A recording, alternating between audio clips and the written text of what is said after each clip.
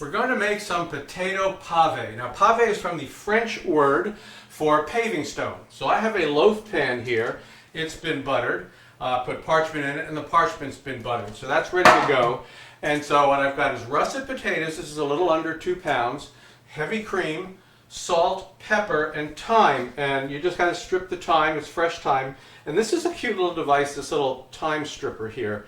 You can just put it down there, you pull it through, and you strip the thyme. It's just a really neat device. I think it cost me like 10 bucks or something.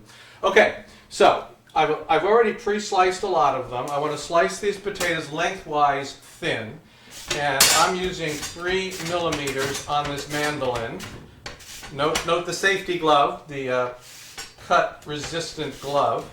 I'm going to go through here, and that's about, I got them all sliced up, and they're in the cream. I get my loaf pan, put it over here. You know that I had the potatoes in some water to keep them from turning brown, and I sliced them directly into the cream to keep them from turning brown. So now what I do here is I'm going to layer them in this pan, in this loaf pan. Now, some people will say you should square them off so as everything is perfectly even and beautiful. And I just say I don't bother with that. I can break them, I can stick them in there. So I put a layer down. So let's get this glove off. All right, and I put a layer of potato down, and then I hit it with salt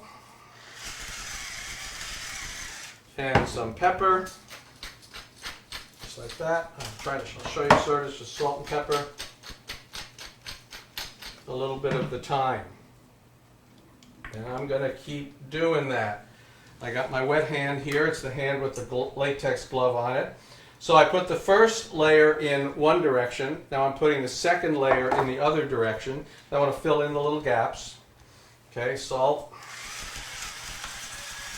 pepper, and thyme. And I'm just going to keep doing that for you.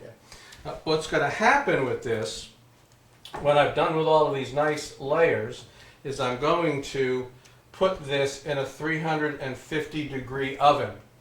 And it's going to cook them until they're cooked all the way through. So, until they're nice and tender. Now, I did mention the thing about not cutting them into perfect rectangles and just kind of throwing them in there. You're going to see that ultimately that's going to work out. It's not going to be a problem. A little more thyme. I forgot the thyme. Never forget the time. There's only so much time you have, right? All right. So I'm going to keep doing this. You don't have to stay and watch me. So I'm going to do this, and when I'm done, I'm going to stick the whole thing in a 350-degree oven. It'll probably take 1 to 2 hours. It sort of depends on how much potato you have and how thick it is and everything. And when we go back, we'll go to the next step. All right, now it's been about an hour and 20 minutes, maybe a little bit more than that, and that's what it took to cook the potatoes. I'm going to take them out of the oven here, and see, and the way you check them to make sure they're cooked is you just kind of use a knife, and if you can go down through that and you feel no resistance, they're nice and tender, then you know they're done. All right, so I'm going to weight this down now. I'm going to put a piece of parchment on top, and I'm going to put, this is another loaf pan with some cans of beans or cans of something. It doesn't really matter. And I'm going to let that sit out here for about 15 or 20 minutes, and then I'm going to put it into the fridge for at least 3 hours, but better overnight. And what this is going to do is, you got those nice starchy russet potatoes, and this weight's going to kind of press down on them a little bit. They're going to settle in, and it's going to make a nice loaf out of this. And you can see then what we're going to do that. You could leave this up to 2 days, by the way, which is really convenient because then you can make it in advance and you'll be ready when it's time. So we're going to let this rest. We're going to put it in the fridge, and then tomorrow we're going to cook this up. All right, so here we are the next day. This has been sitting with the weights on top. I took the weights off, and actually what I've done is I've reversed the two little pans. I put some hot water in the bottom one, and that was just to release the butter a little bit so that this would come out, right? So there we have it. We have our Pavé. So what I do with this is I'm going to square it off, like so, and then I'm going to cut this into rectangles. So I'm just going to do it like this. Here's an example. I want to do this while it's cold, because it'll hold together nice. Here we go. And I'm slicing it into rectangles, and then you see it's got these lovely layers like that, okay? So just trim that up.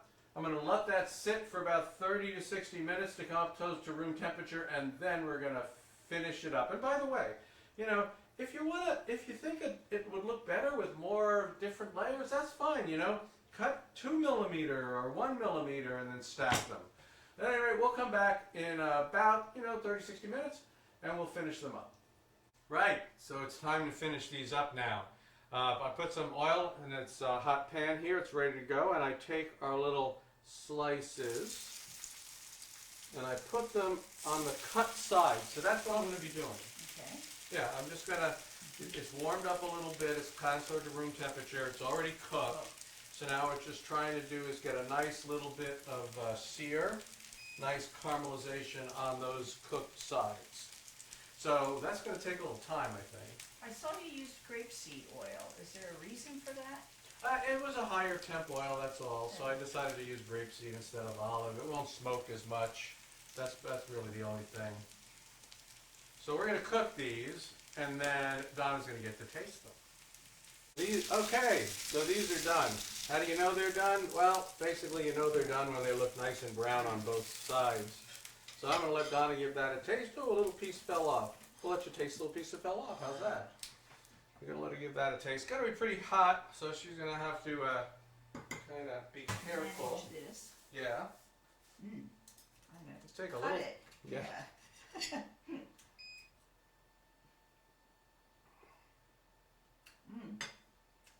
Crispy and creamy at the same time. Yeah, I mean, it had that, you put the cream, you soaked it with the cream, and you put it in, and it's not supposed to detract from the rest of the meal. It's just supposed to be something a little nicer than just a regular scalloped potato. Sounds good. All right. We should have the rest of our dinner. Okay. Well, thanks for joining us for Pavé, potato Pavé, and we'll see you next time.